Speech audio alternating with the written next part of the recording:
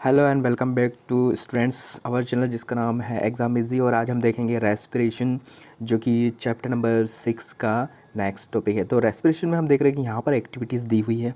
जैसे एक्टिविटी 6.4 में ये बताया हुआ है कि किस प्रकार हम प्रूव करेंगे कि जो हम एक्सहेल करते हैं तो उसमें कार्बन डाइऑक्साइड कॉन्सिस्ट होती है। तो यहाँ पर एक्टिविटी सिंपल से दी है कि take a some freshly prepared lime water, यानी आपको एक टेस्ट ट्यूब में लाइम वाटर लेना है एंड इसमें फिर आपको क्या करना है, blow air through this lime water, यानी आपको एक टेस्ट ट्यूब लेनी है और एक पतली सी ट्यूब भी लेनी है जिससे आप मुंह से सांस छोड़ सके उस पानी में, लाइम वाटर में।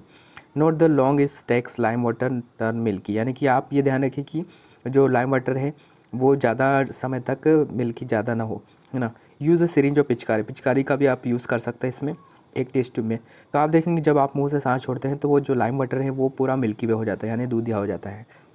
तो ये इस बात का प्रूव्ड है कि जो हमारी छोड़ी गई सांस है उसमें कार्बन डाइऑक्साइड कॉन्सिस्ट होती है। तो ये सिंपल सी एक एक्टिविटी थी और यहाँ पर एक एक्टिविटी और दी है। तो उसके अलावा हम देखते हैं कि यहाँ पर आपके चैप्टर में जैसे दिया हुआ है, जैसे कि यहाँ पर दिया हुआ है कि we have discussed nutrition in organs last section, यानी कि हमने पिछले चैप्टर में इसमें लास्ट सेक्शन में हमने पढ़ा है कि न्यूट्रिशन क्या होता है। तो the food material taken in during the process nutrition used in cells and provide energy for various life processes, यानी कि जो भी फूड मटेरियल, जो भी भोजन हम करते हैं, जो भी हम खाना खाते हैं उसका यूज़ न्यूट्रिशन में होता है। और ये न्यूट्रिशन जब सेल्स ले लेती है तो सेल्स क्या एनर्जी प्रोवाइड करती है और ये सभी लाइफ प्रोसेस के लिए ज़रूरी है।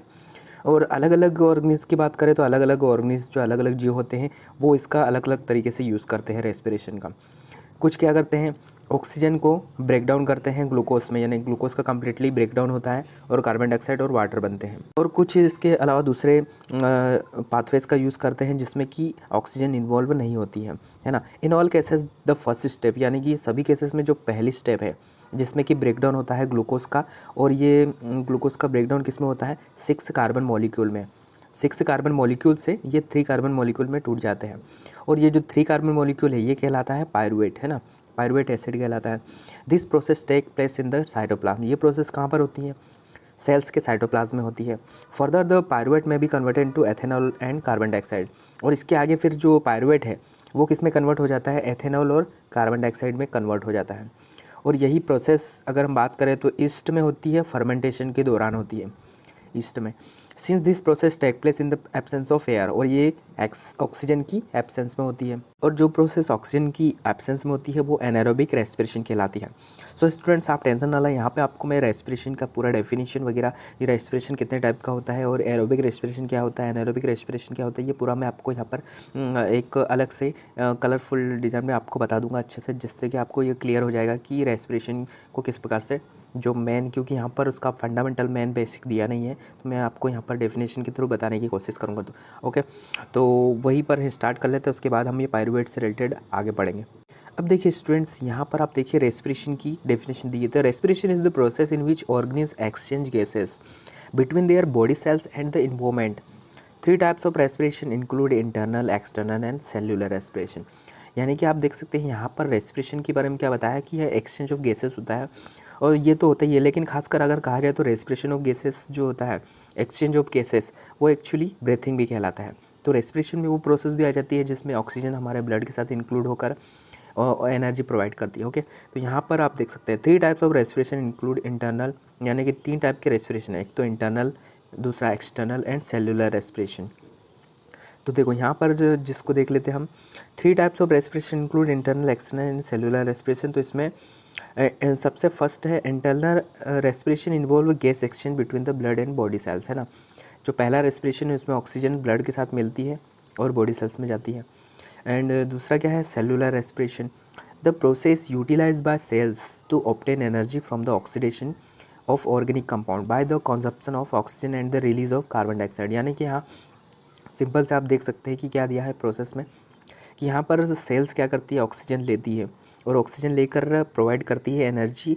और ये एनर्जी का प्रोवाइडेशन कैसे होता है, ऑक्सीडेशन से। जो भी हम खाद्य पदार्थ खाते हैं, जो भी हम ऑर्गेनिक कंपाउंड खाते हैं, तो उनमें ऑक्सीजन के द्वारा ही ऑक्सीडेशन प्रोसेस होती है और फिर इससे एनर्जी प्रोवाइड होती है। तो ये पूरी प्रोसेस सेल के अंदर होती है, इसलिए इसको हम सेलुलर रेस्पिरेशन कहते हैं। और इसमें जो आउट प्रोडक्ट होता है वो होता है कार्बन डाइऑक्साइड।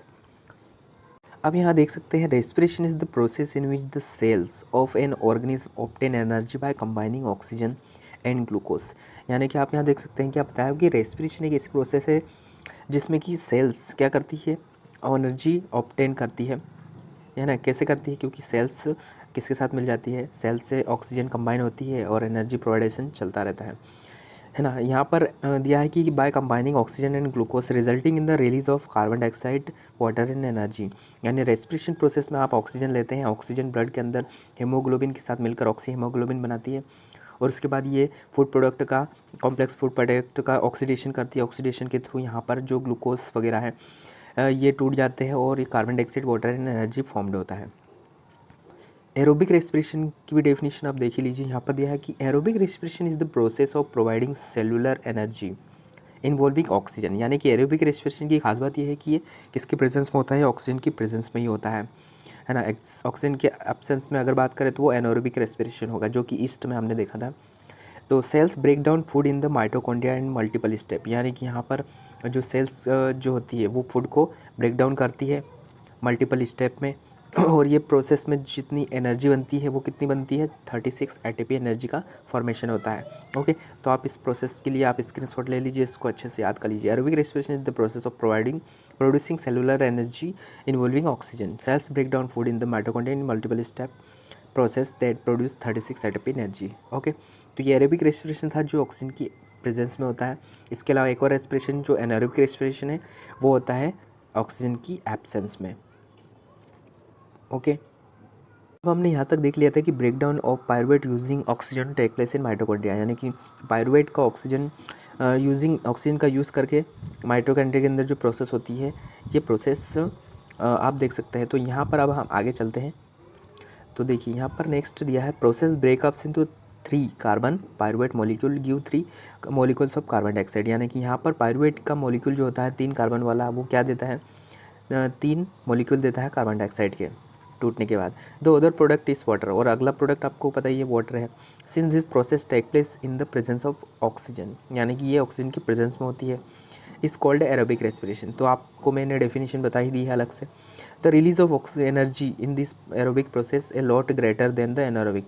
यानी कि आप अगर कंपैरिजन करें या डिफरेंस देखें तो एनारोबिक रेस्पिरेशन में बहुत कम एनर्जी प्रोड्यूस होती है, बजाय एरोबिक में बहुत ज़्यादा एनर्जी बनती है। जैसे बात करें तो 36 एटीपी बनती है, जबकि एनारोबिक में 2 एटीपी ही बनती है। Sometimes when there is a lack of oxygen in muscle cells, कभी कभी आपने देखा होगा कि हमारी जो मसल सेल्स होती है उसमें ऑक्सीजन की कमी हो जाती है। तो ये जब क्या होता है, another pathway of break down pyruvate is taken. तो यहाँ पर पायरुवेट जो होता है उसमें टूट जाती है। Here the pyruvate is converted lactic acid. यहाँ पर पायरुवेट टूट कर कार्बन डाइऑक्साइड नहीं बनाता है, बल्कि क्या बना लेता है, लैक्टिक एसिड बना लेता है। और lactic acid which is also a 3 carbon molecule, और जो लैक्टिक एसिड है ये भी 3 कार्बन से ही बना होता है, 3 कार्बन मॉलिक्यूल ही है। This building up of lactic acid in our muscle during the sudden activity causes cramps. यानी कि जब ये हमारी मसल सेल्स में लैक्टिक एसिड जमा हो जाता है या बन जाता है तो हमारी बॉडी में क्रैम्प्स, यानी कि बॉडी में एक दर्द होने लग जाता है। जैसे आप अगर बहुत ज़्यादा दौड़ते हैं तो हमारी पैरों में लैक्टिक एसिड जमा हो जाता है, जिससे कि क्या होता है, वहाँ पर बहुत ज़्यादा दर्द होने लग जाता है। अब यहाँ पर आप ये प्रोसेस को देख सकते हैं।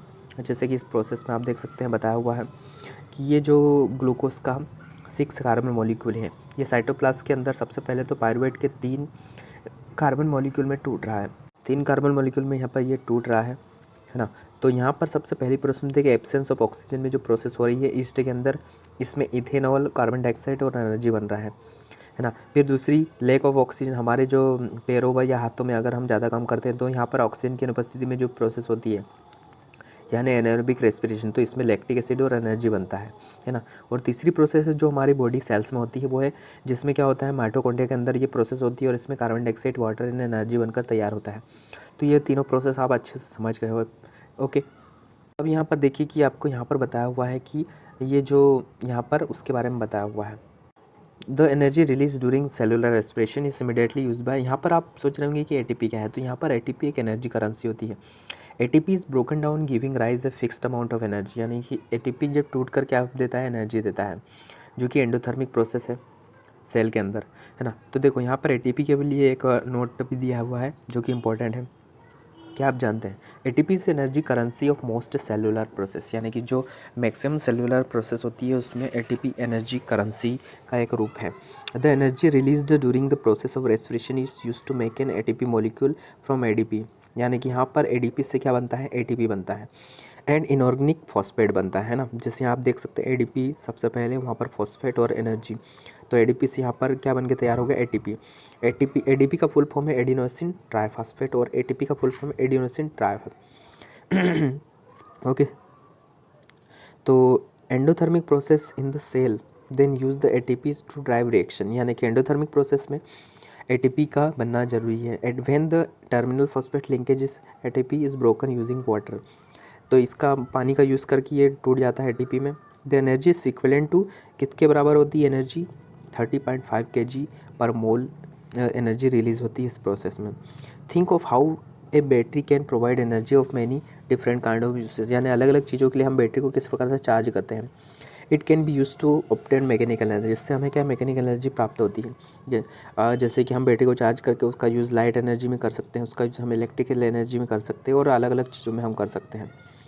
So similarly ATP can be used in the cell of contraction of muscles, यानी इसी प्रकार जो एटीपी है उसका यूज हम मसल्स के कॉन्ट्रैक्शन में होता है, प्रोटीन सिंथेसिस में होता है, conduction of nerve impulse and many other activities. तो इस प्रकार से जो भी एटीपी ब्रोक होती है, ब्रेकन डाउन होती है, तो वो एनर्जी बनकर जो एनर्जी का हम अलग अलग एक्टिविटीज़ में यूज़ करते हैं डेली।